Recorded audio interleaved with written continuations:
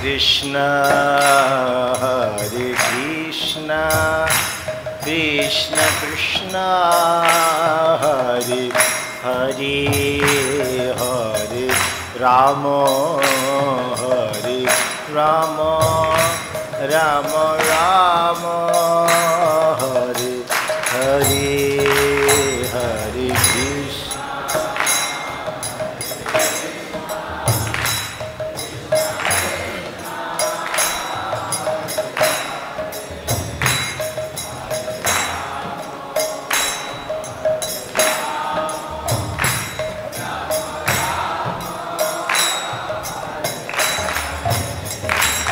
Hare Krishna, Hare Krishna, Krishna Krishna, Hare Hare, Hare Rama, Hare Rama, Rama Rama, Hare Hare.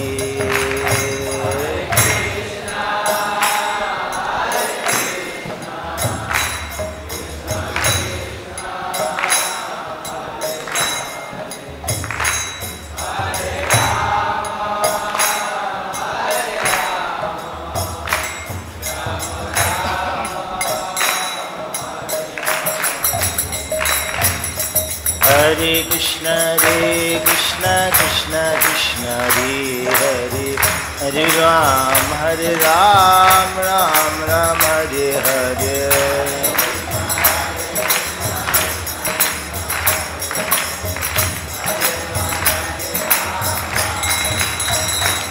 Hare Krishna, Krishna Krishna, Hare Hare, Hare Ram, Ram Ram, Hare Hare.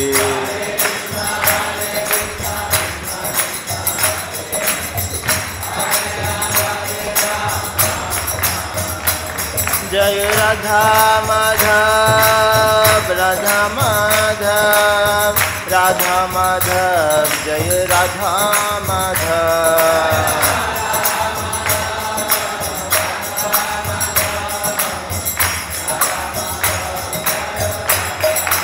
Jai Panch Tattva, Panch Tattva, Panch Tattva, Jaya Panch Tattva.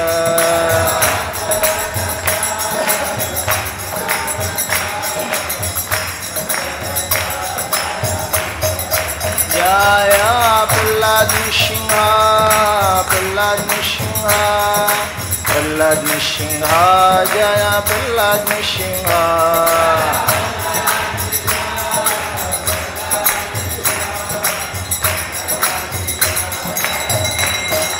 Jaya Jaya Prabhupada, Prabhupada, Prabhupada, Prabhupada.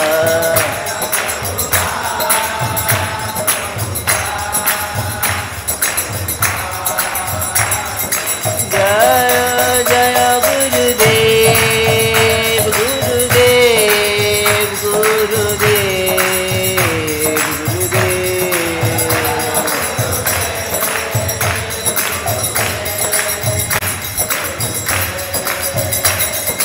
Nitai Gaur Hari Bol, Hari Bol, Hari Bol, Nitai Gaur Hari Bol.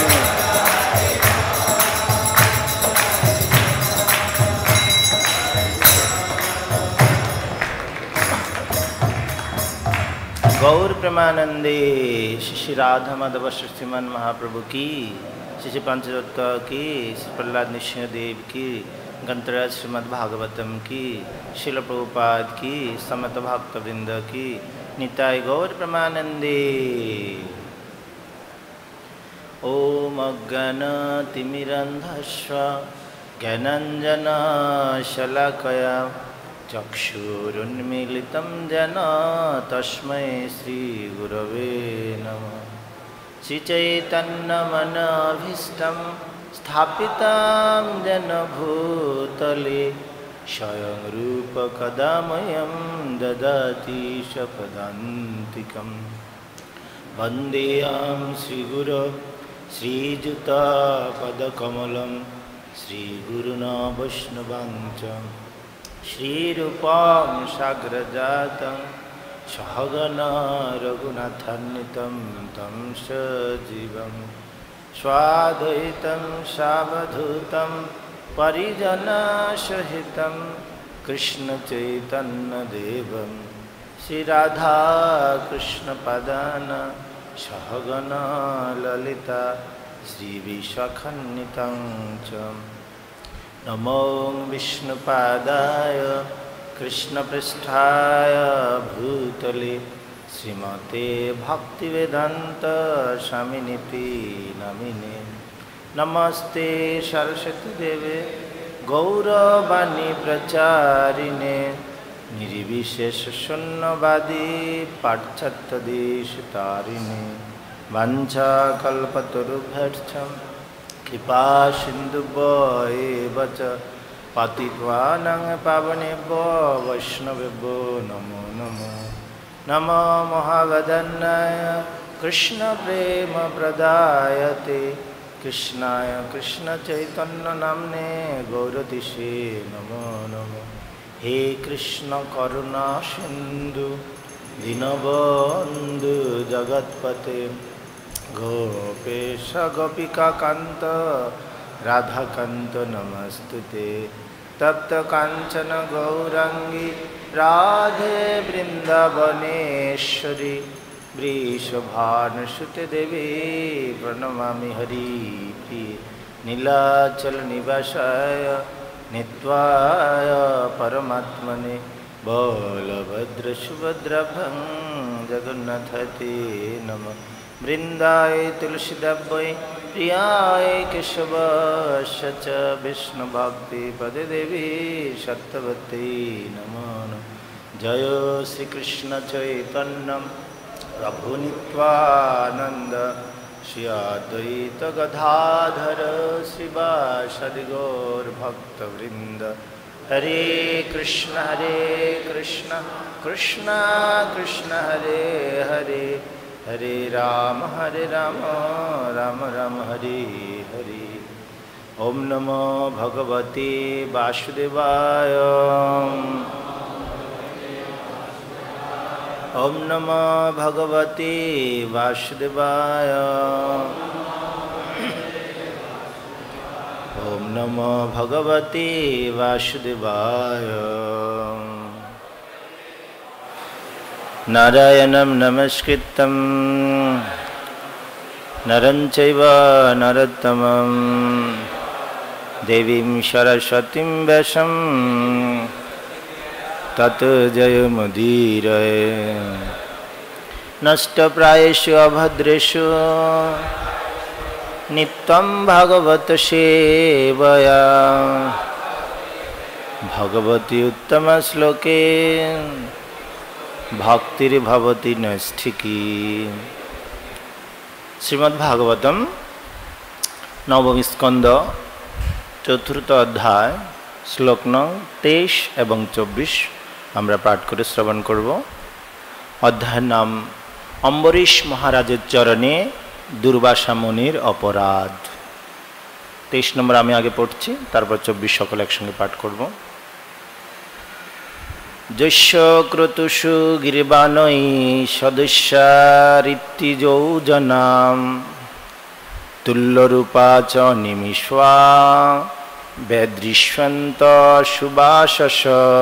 অনুবাদ: মহারাজ অম্বরীশের যজ্ঞে সুন্দর বস্ত্রে বিভূষিত সদস্যবর্গ এবং পুরোহিতদের, বিশেষ করে হোতা, উদ্গাতা, ব্রহ্মা এবং অধৈর্যদের ঠিক দেবতাদের মতো দেখাতো। তারা গভীর ঔৎসুক্য সহকারে নিমেষহীন দৃষ্টিতে যজ্ঞ দর্শন করতেন। শ্লোক নং 24 আমরা সকলে পাঠ করব। স্বর্গণ প্রার্থিত যস্য মনুজয়ী অমর প্রিয় শৃণ্বদ্ভি উপগায়দ্ভি उत्तम श्लोक चेष्टितम् स्वर्गन पार्थितजस्व मनुजय अमर प्रिय श्रीन्नद्भि उपगायद्भि उत्तम श्लोक चेष्टितम् स्वर्गन पार्थितजस्व मनुजय अमर प्रिय श्रीन्नद्भि उपगायद्भि उत्तम श्लोक चेष्टितम्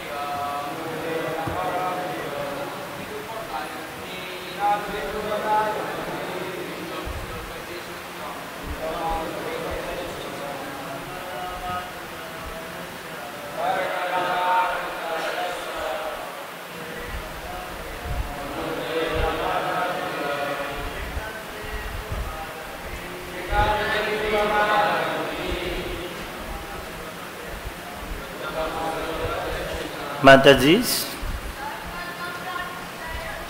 स्वर्गन पार्थितजस्व अमर प्रिय श्रीन्नद्भि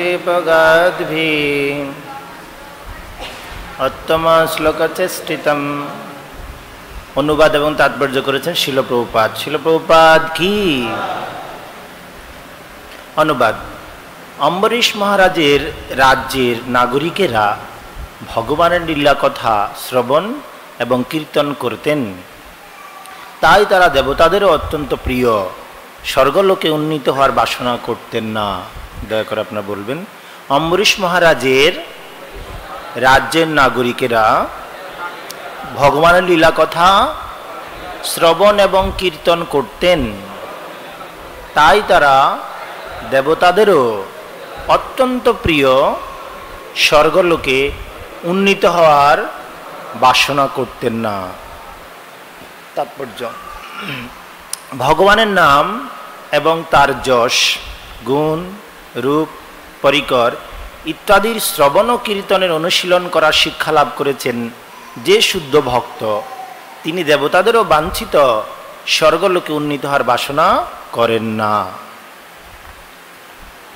नारायण परा सर्वे न कुतश्चन बिभ्यति स्वर्गपवर्ग नरकेशोपि तुल्य अर्थदर्शिन। भगवान नारायणेर सेवाय सर्वतोभावे युक्त भक्तेरा जीवनेर कोनो अवस्था थेकेई कखनो भीत हन ना। तादेर काछे स्वर्ग मुक्ति एवं नरक समान, कारण एई प्रकार भक्तेरा केवल भगवानेर सेवातेई आग्रहशील। भगवत भक्त सर्वदाई चित जगते अवस्थित, ताई तिनि अन्य कोनो किछुर बासना करें ना, ताई ताके बला हय अकाम। कारण भगवानेर प्रेममयी सेवा सम्पादन करा छाड़ा तार आर अन्य कोनो कामना नेई। जेहेतु महाराज अम्बरीश छिलेन भगवानेर एकजन महान भक्त, ताई तिनि तार प्रजादेर एमन भावे शिक्षादान करेछिलेन जे ताराओ कोनो जड़ विषय आसक्त छिलेन ना, एमनकि तारा स्वर्गसुख लाभेर प्रतिओ आग्रही छिलेन ना। एखाने शिल प्रभुपादकृत पांचल तात्पर्य समाप्त। नमो विष्णुपादाय कृष्णपृष्ठाय भूतले श्रीमते जय पताका स्वामिनीति नामिने नमो आचार्य पादाय निताय कृपा प्रदायिने गौर कथा दामोदाय नगर ग्राम तारिणे मुखं करोति वाचलं पंगं लंघयति गिरिं यत्कृपातमहं वंदे श्री गुरुदिनतारिणं परमानंदमयं। हरे कृष्ण। ता आपनारा श्रवण करे आसছেন श्रीमद् भागवत नवम स्कंद चतुर्थ अध्याय अम्बरीश महाराजेर चरणे दुर्वासा मुनिर अपराध। তো শ্রীমদ্ ভাগবতম আমাদের শিক্ষা দিচ্ছে কি করে আমরা আমাদের দৈনন্দিন জীবনে, আমাদের এই মনুষ্য জীবন, কি করে আমরা এই মনুষ্য জীবনকে সদ্ব্যবহার করব এবং এই সদ্ব্যবহার করে আমাদের অন্তিমে আমরা ভগবত ধামে ফিরে যেতে পারব। সেজন্য বলছেন এই শ্রীমদ্ ভাগবতম কারা আস্বাদন করতে পারেন, কারা যোগ্যতা সম্পন্ন, সেখানে যোগ্য অযোগ্য ব্যাপার আছে। তো বলছেন পরম নির্মৎসরানাম শতম, একমাত্র নির্মৎসর শ্রীমদ্ ভাগবতম আস্বাদন করতে হলে, শ্রীমদ্ ভাগবতম যদি হৃদয়ঙ্গম করতে হয় তাহলে তাকে নির্মৎসর হতে হবে। নির্মৎসর মানে মাৎসর্য শূন্য।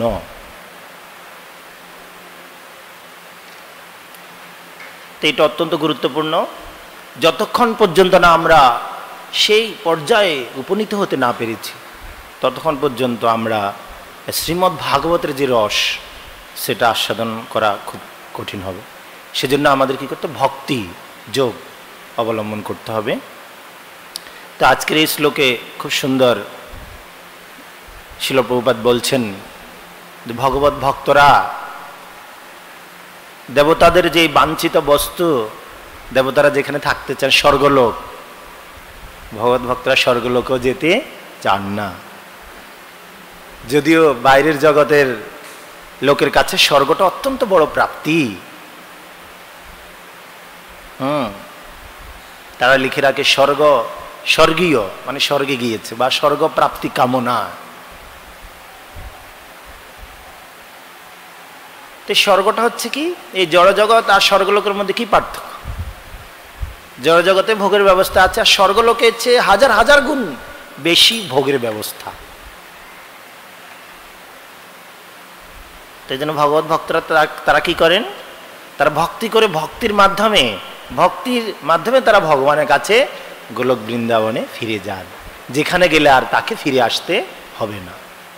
কিন্তু স্বর্গলোক গেলেও তাকে আবার ফিরে আসতে হবে। সেজন্য ভক্তি অত্যন্ত গুরুত্বপূর্ণ। তো ভক্তি মানে কি? ভক্তি মানে ভগবানের সেবা। অন্নাবিলাসিতা শূন্যম জ্ঞান কর্মাদি অনাবৃতম, অন্য কোনো অভিলাষ থাকবে না। আনুকূল্যেন কৃষ্ণ অনুশীলনম ভক্তির উত্তমা। ভক্তি হচ্ছে ভগবানের সেবা। তো ভগবানের সেবাটা আমরা কি করে করব, কিভাবে করব? আমরা কি ভগবানের সেবা করতে জানি? না, আমরা জানি না। তো কারা জানে? সেজন্য বলছেন মহাজন যেন গতস্ব পন্থা। স্বয়ম্ভু, নারদ, শম্ভু, কুমার, কপিল, মনু, এই সমস্ত মহাজনগণ ওনারা যে পন্থা শিক্ষা দিয়ে গিয়েছেন যে কিভাবে আমরা ভগবত ভক্তি করতে পারি। শিল প্রভুপাদ তিনি নিজে তিনি আচরণ করে শিক্ষা দিয়েছেন। ভগবান শ্রী চৈতন্য মহাপ্রভু তিনি স্বয়ং কৃষ্ণ,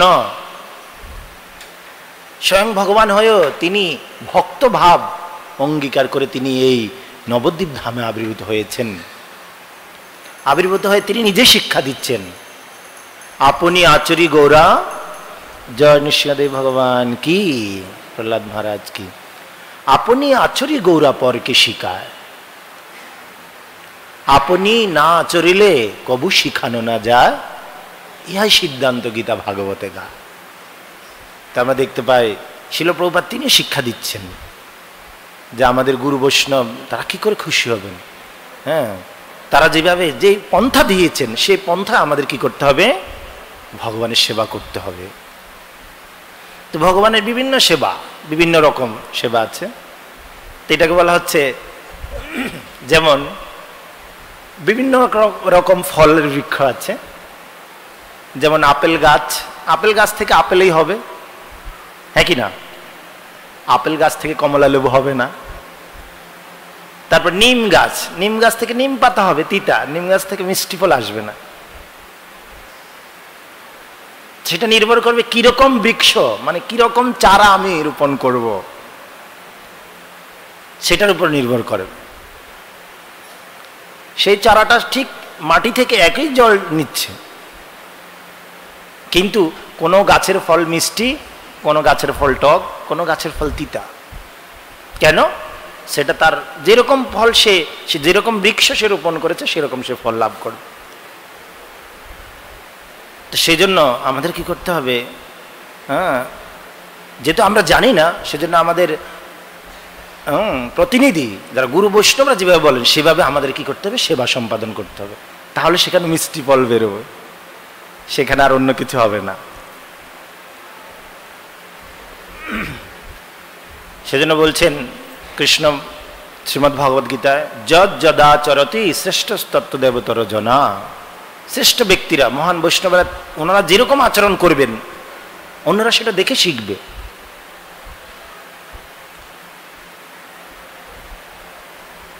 ঠিক যেমন অম্বরীশ মহারাজ, তিনি শশাগড়া পৃথিবীর রাজা ছিলেন।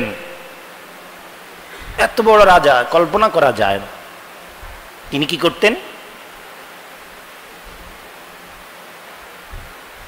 তিনি চোখ দিয়ে ভগবানকে দর্শন করতেন, কান দিয়ে ভগবানের কথা শ্রবণ করতেন।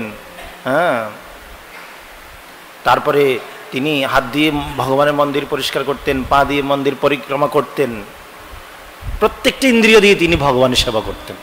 এত বড় রাজা হওয়া সত্ত্বেও তিনি শিক্ষা দিচ্ছিল। প্রভু এখানে তাৎপর্য বলছেন,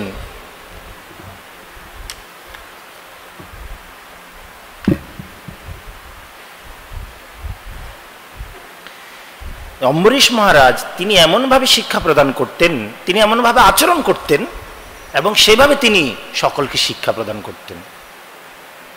আর সেই শিক্ষার মাধ্যমে প্রজাদের বলছেন তাদের আর অন্য কোনো বিষয়ের প্রতি আসক্তি ছিল না, তারা সম্পূর্ণ নিরাসক্ত ছিলেন। এমনকি স্বর্গসুখ সেটাও তারা চাইতেন না। তো সেই জন্য আমাদের কি করতে হবে? ভগবত ভক্তি করতে গেলে আমাদেরকে ভক্তি সহজ, কিন্তু সেখানে কিছু আমাদের সতর্ক অবলম্বন করতে হবে। সতর্কতা যেটা অত্যন্ত গুরুত্বপূর্ণ। এটা কিরকম? যেমন অনেক এক্সপার্ট ড্রাইভার, সে হয়তো 30 বছর 40 বছর সে হয়তো গাড়ি চালাচ্ছে। জয় শ্রী শ্রী রাধা মাধব শ্রী শ্রীমান মহাপ্রভু কি। সে হয়তো 30 বছর চালাচ্ছে গাড়ি, বা 40 বছর, সে হয়তো কখনো অ্যাক্সিডেন্ট করেনি। তার অর্থ এই নয় যে সে অ্যাক্সিডেন্ট করবে না। অ্যাক্সিডেন্ট যে কোনো মুহূর্তে হতে পারে। সেজন্য আমাদের সব সময় সতর্কতা অবলম্বন করতে হবে। আমাদের কখনো এটা চিন্তা করা উচিত নয় যে আই এম এক্সপার্ট, যে আমার কোনো ত্রুটি নেই, আমি সম্পূর্ণ মুক্ত না। এটা অত্যন্ত গুরুত্বপূর্ণ। আর এই ভক্তি জীবনে যেটা সবচেয়ে বাধা আমরা এখানে দেখতে পাচ্ছি এই অধ্যায়ে, মহারাজা অম্বরীশ এবং দুর্বাসা মুনির যে জীবনী থেকে আমরা, এটা অত্যন্ত এত সুন্দর শিক্ষা। মহারাজ অম্বরীশ তিনি ছিলেন ভগবানের ভক্ত, তিনি ছিলেন কৃষ্ণ ভক্ত। আর দুর্বাসা মুনি তিনি ছিলেন যোগী। শ্রীল কৃষ্ণদাস কবিরাজ গোস্বামী তিনি বলছেন, কৃষ্ণ ভক্ত নিষ্কাম, অতএব শান্ত, ভুক্তি মুক্তি সিদ্ধিকামী সকলই অশান্ত।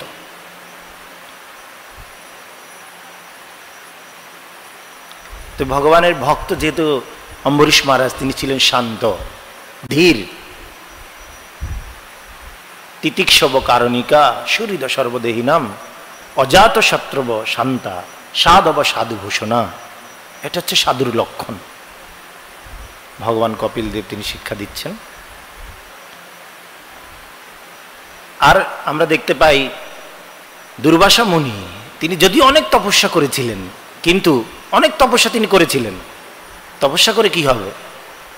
কিন্তু এক জায়গায় গণ্ডগোল, সেটা হচ্ছে তিনি তার ক্রোধকে তিনি সম্বরণ করতে পারেননি।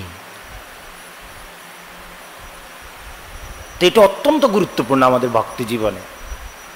যদি আমরা ভক্তি জীবনে এগিয়ে যেতে চাই, যদি আমাদের ইচ্ছা থাকে আমরা ভগবানের কাছে ফিরে যেতে চাই, তাহলে কি করতে? এই ক্রোধ, এটাকে কন্ট্রোল করতে হবে।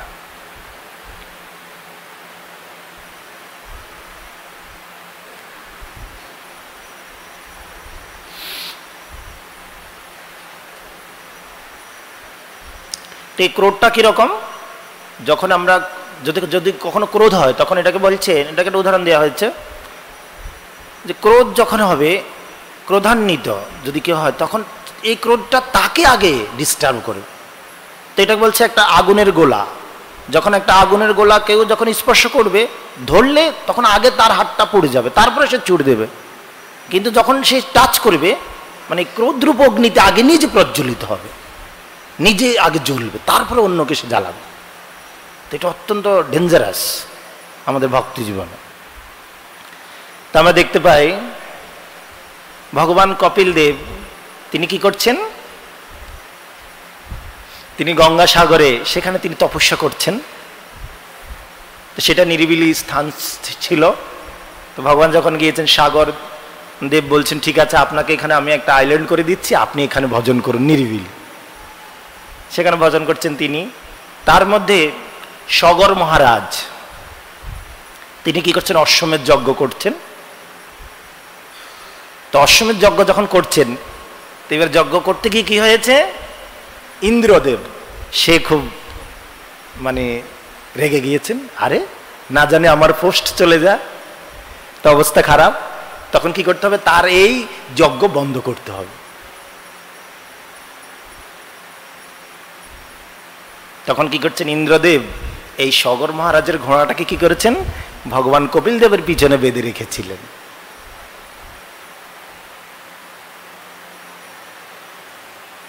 তো এটা একটা গুরুত্বপূর্ণ শিক্ষা।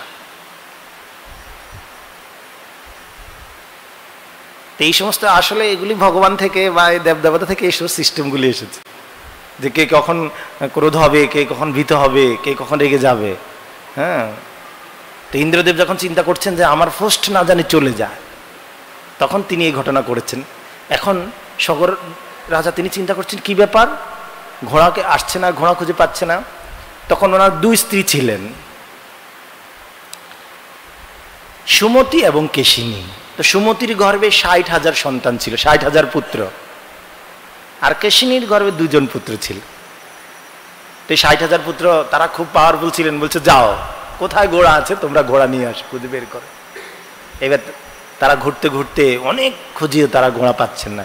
তারপরে এসে দেখছেন যে ভগবান কপিল দেবের সে বসে আছে আর ঘোড়াকে বেঁধে রেখেছে। তখন তো তারা খুব রেগে গিয়েছে, ইনি আমাদের এই যজ্ঞের এই ঘোড়াকে চুরি করেছেন। তখন তারা রেগে ওনার সাথে তারা ফাইটিং, মানে এরকম ক্রোধে খুব কিছু একটা করতে চেয়েছিলেন, ওনাকে কিছু করতে হবে। মানে রাগ হয়ে গিয়েছিল যে কেন এরকম হয়েছে, মানে রেগে গিয়েছেন। মানে রাগের যে কি পরিণতি সেটা এটা বলা হচ্ছে এখানে। যখন রেগে গিয়েছেন, সঙ্গে সঙ্গে ভগবান কপিল দেব শুধু এমনিতে তাকিয়েছেন, তাদের দিকে শুধু তাকিয়েছেন, ব্যাস। তার ফলে কি হয়েছে? তো বলছেন আমাদের সকলের পেটের মধ্যে কি আছে? অগ্নাশয়, কি আছে? অগ্নি আছে। যখন আমাদের ক্ষুধা লাগে তখন আগুন জ্বলে উঠে।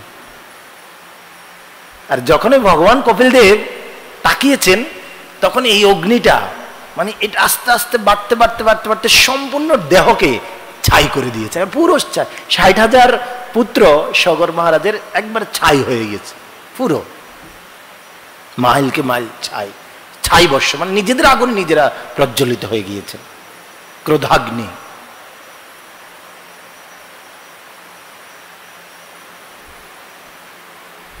তো সেজন্য এটা অত্যন্ত গুরুত্বপূর্ণ। তারপরে আমরা দেখতে পাই এর পরবর্তীতে কি হয়েছে। তো ওনার যে অন্য 2 পুত্র তারা এসেছেন, তারা এসে ভগবান কপিল দেবকে তারা স্তুতি করছেন, প্রণাম করছেন, যে তার সেবা করার মাধ্যমে তাকে সন্তুষ্ট করেছেন। তারা বলছে তুমি কি চাও? তখন সেখান থেকে ঘোড়া নিয়ে গিয়েছেন এবং বলছেন যে আমাদের এদের কি হবে? বলছে তুমি গঙ্গাকে আনয়ন করো, গঙ্গার মাধ্যমে তাদের মুক্তি হবে।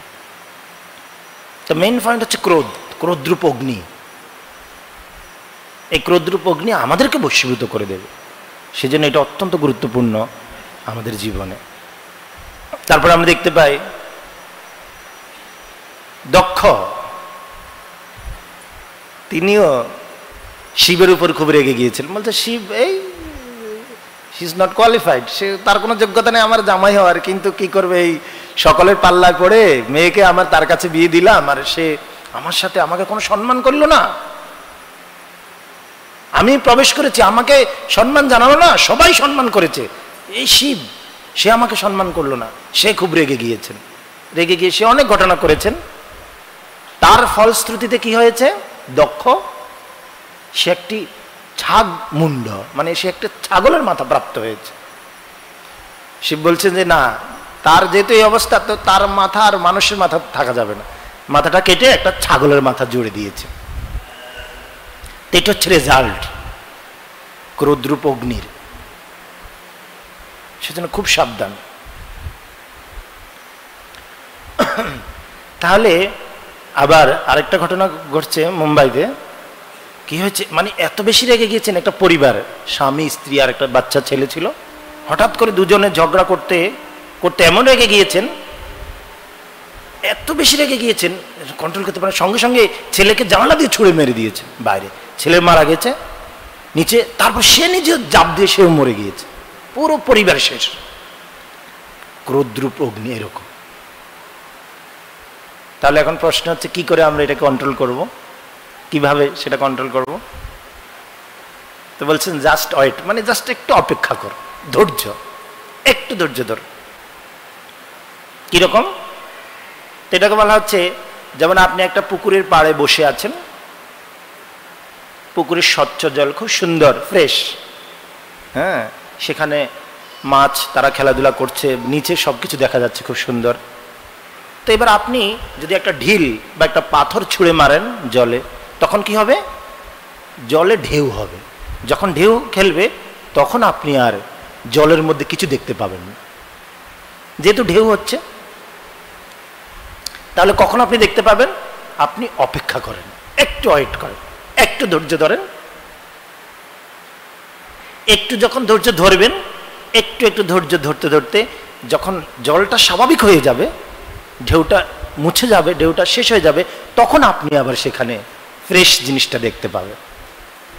তো ক্রোধটা হচ্ছে এরকম। যখন কোনো ক্রোধ আসবে তখন আচার্য যখন বলছেন আপনি কি করবেন? তুলসী দেবীর সামনে গিয়ে বা রাধা মাধব পঞ্চতত্ত্ব নিঃসন্দের সামনে, ভগবানের সামনে গিয়ে আপনি জপ করুন বসে বসে।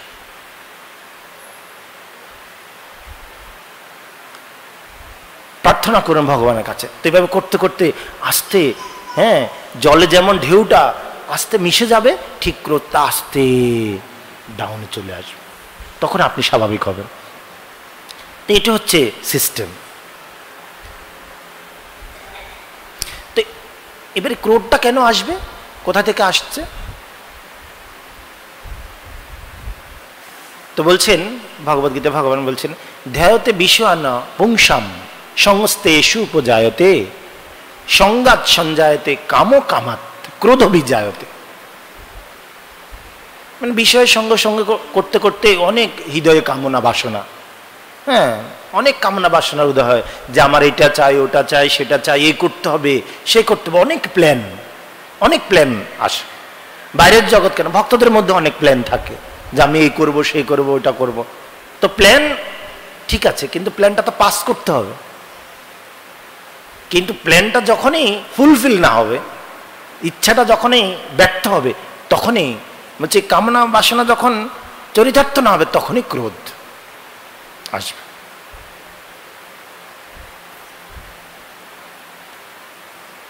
ক্রোধ থেকে সম্মোহ থেকে স্মৃতি বিভ্রম, বুদ্ধিনাশ, সর্বনাশ।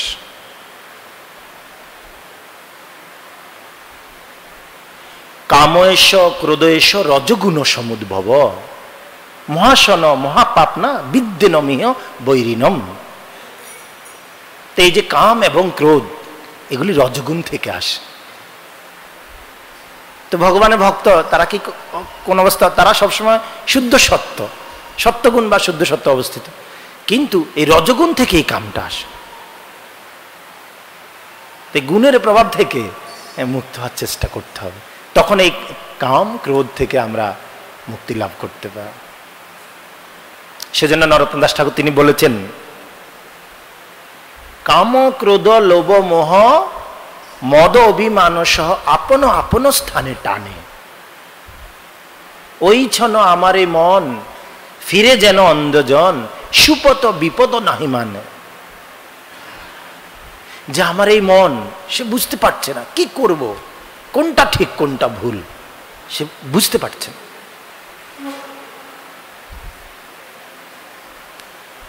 সেজন্য আমাদের কি করতে হবে, গুরু বৈষ্ণবদের আনুগত্য থেকে এই ভগবত ভক্তি করতে হবে। আজকের শ্লোক এখানে বলছেন যে ভগবত ভক্তরা ভগবানের প্রেমময়ী সেবা ছাড়া তারা আর কিছু চায় না। আমরা যখন প্রতিদিন মঙ্গল আরতিতে এবং সন্ধ্যা আরতিতে তুলসী দেবীর কাছে প্রার্থনা করি, সেবা অধিকার দিয়ে করো নিজ দাসী, এটা অত্যন্ত গুরুত্বপূর্ণ যে আমাদের সেবা অধিকার দাও, তোমার সেবা যেন করতে পারি। ভগবত ভক্তের কোনো কামনা বাসনা নেই।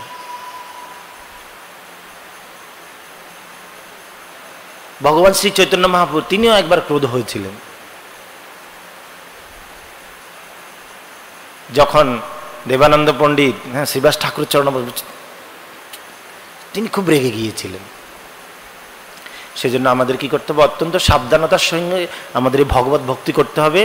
তো এখানে যেমন দুর্বাসা মুনি, সেই তার ক্রোধের ফল কি হয়েছে, অম্বরীশ মহারাজ যেহেতু পালনের টাইমটা শেষ হয়ে যাচ্ছে, তিনি তখন নিজে করেননি, তিনি ব্রাহ্মণদের সাথে বৈষ্ণবদের সঙ্গে তিনি আলোচনা করেছেন যে আমি কি করব, কি করা উচিত। তখন ওনারা বলছেন ঠিক আছে আপনি একটু পালন করে নিন, সামান্য একটু তিনি জল পান করেছেন, ব্যাস এতে দুর্বাসা মুনি রেগে গিয়েছেন, হ্যাঁ আমাকে রেখে এরকম। তখন তার জটা থেকে একটা মানে জটাগ্নিরূপ একটা অসুর সৃষ্টি করেছেন, আমি এক্ষুনি সব বশীভূত করে দেব।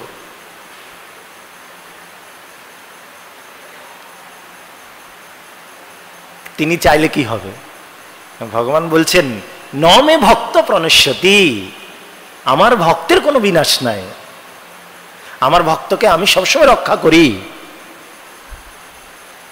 যে কোনো অবস্থা যে কোনো অবস্থায় যেখানে থাকুক না কেন আমার ভক্তকে আমি সবসময় রক্ষা করি।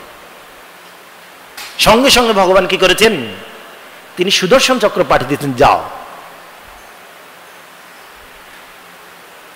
আর সুদর্শন চক্র এসে কি করছেন, সে অসুরকে তো হত্যা করেছেন, এইবার দুর্বাসা মুনির পিছনে পিছনে ছুটছেন, বলছেন এইবার তোমার কত দূর শক্তি আছে আমি দেখি।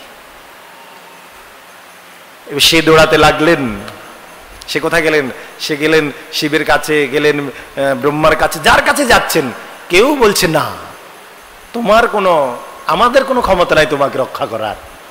নারায়ণের কাছে গেছেন, নারায়ণ বলছেন না আমারও কোনো ক্ষমতা নাই।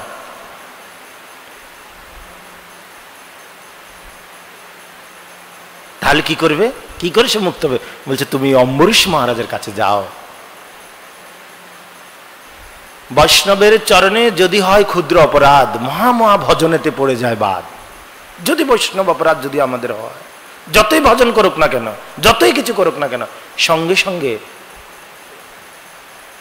Result zero, minus.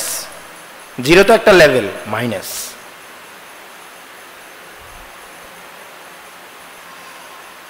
তখন যখন দুর্বাসা মুনি এসে অম্বরীশ মহারাজের কাছে ক্ষমা ভিক্ষা প্রার্থনা করছেন, তখন যখন অম্বরীশ বলছেন ক্ষমা করেছেন, তিনি অবশ্য ভক্ত ক্ষমা, ভক্ত কখনো অপরাধ নেন না, এটা একটা ভক্তের লক্ষণ। ভগবানের ভক্ত তিনি কখনো অপরাধ নেন না। কারণ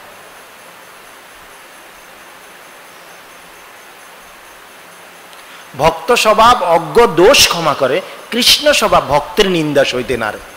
যদিও ভক্ত ক্ষমা করে কিন্তু কৃষ্ণ সেটা সহ্য করতে পারে না।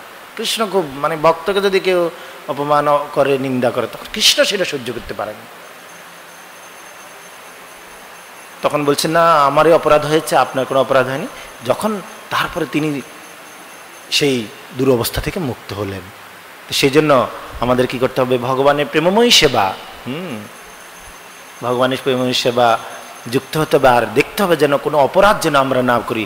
আমরা যেন এই বাক্যের ব্যাগ, মনের ব্যাগ, হ্যাঁ, ক্রোধ ব্যাগ, জিহ্বা ব্যাগ, উদর ব্যাগ, উপস্থ ব্যাগ, হ্যাঁ, ছয় বেগদমি ছয় দোষস্বদি ছয় গুণ দেহ দাসে ছয় শত সঙ্গ দেহ হে আমারে বসেছি সঙ্গের বাস।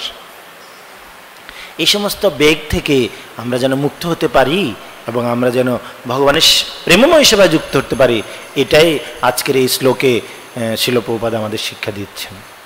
শিল প্রভুপাদ কি, সমবেত ভক্তবৃন্দ কি, নিতাই গৌর প্রেমানন্দে।